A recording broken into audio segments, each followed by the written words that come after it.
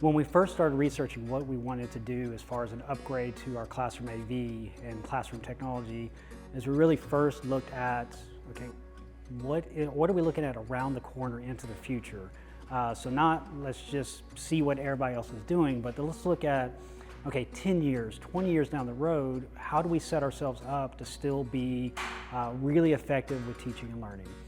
And so what we're looking at is the research around collaboration, small groups, flexibility, the ability to be able to make the classroom any sort of environment that we needed to be to maximize that learning that's happening that day.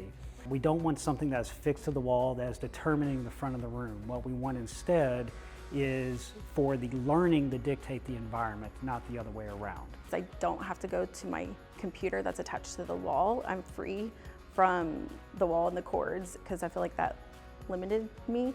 Where with the BenQ, I'm able to, without even logging onto the computer, I can just log onto my BenQ, get straight to classroom. I don't have to go and log into two places, if that makes sense. So it gets straight on the board for the students to see. BenQ has really helped us not running back and forth to my computer. So I would have to go back and forth to my desktop to kind of toggle it on and off. But this year I can just do everything from my interactive board with BenQ.